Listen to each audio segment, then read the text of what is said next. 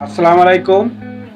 আমার জেলা জামালপুর ৫ আসনের যারা বা যিনারা এমপি প্রার্থী, আপনাদের উদ্দেশ্যে আমি এটাই বলতে চাই যে আপনারা এমপি প্রার্থী হয়ে নির্বাচিত হওয়ার পর এই জামালপুরকে বা জামালপুরের জনগণকে আপনারা ভুলে যাবেন না, ঠিক আছে? আর যেটা আপনারা প্রতি নির্বাচনে আপনাদের প্রতিজ্ঞা, আপনাদের প্রতিশ্রুতি আপনারা দিয়ে তা রাখেন না, কোনোদিনও রাখেন না বিদায়ী আজকে জামালপুর জেলা অনেক জেলার থেকে পিছিয়ে আছে।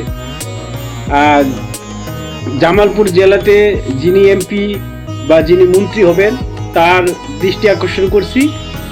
আমাদের জামালপুর জেলার যে সরিষাবাড়ি থানাতে যে বন্ধ যে জুট মিলগুলা পড়ে রয়েছে, যেগুলো যেটা হলো পপুলার মোড়ে আমরা পরিচিত, সেগুলাকে সচল করে দেন।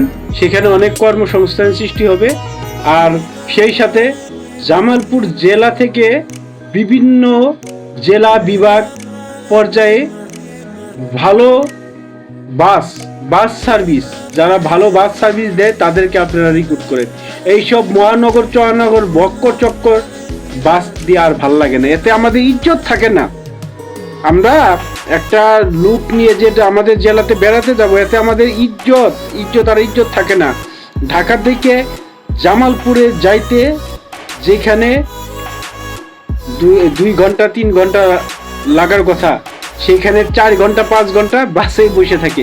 তা একটা গেস্ট যদি নিয়ে যায় আমার জেলাতে, আশা করি ইজ্জত থাকে না। আমরা বলি উত্তরবঙ্গর মফিজ, ওদের বাস দেখেন, ওদের ট্রেন সার্ভিস দেখেন, কত সুন্দর, কত ভালো সার্ভিস। টাকা দিচ্ছে তারা সার্ভিস, যেই টাকা দিয়ে ঢাকা থেকে খুলনা পর্যন্ত যাওয়া যায়, এই টাকা দিয়ে আমি ঢাকা থেকে আমার জেলা জামালপুরে আমি যাইতে পারি না। তো যারা এমপি নির্বাচিত হবেন এই জিনিসগুলো খেয়াল রাখবেন। এবং চিকিৎসা খাত, জামালপুর জেনারেল হাসপাতাল, ওইটাতে একটা রুগীর আর দালালের আখড়া। আর রেল ব্যবস্থাপনা, রেলে তো আপনার স্টেশনে গেলে তো আমরা সিটই পাই না, কোনোদিন টিকিটও পাওয়া যায় না। তা এই জিনিসগুলো আপনারা খেয়াল রাখেন। দেখেন, একটা মানুষের বেশি, একটা গোষ্ঠীর বা একটা জেলা পর্যায়ে মানুষের বেশি কিছু চাহিদা লাগে না। আপনার রাস্তাঘাট, ব্রিজ কালভার্ট, চিকিৎসা ব্যবস্থা এগুলা ঠিক করে দেন, জনগণ আপনাকে এমনিই ভালোবাসবে। আর আশা করি আপনারা যারা নির্বাচিত হবেন তারা জামালপুরের উন্নয়ন করবেন এবং জামালপুরকে সুন্দরভাবে পরিচালনা করবেন। সবাই ভালো থাকবেন, সুস্থ থাকবেন। আসসালামু আলাইকুম।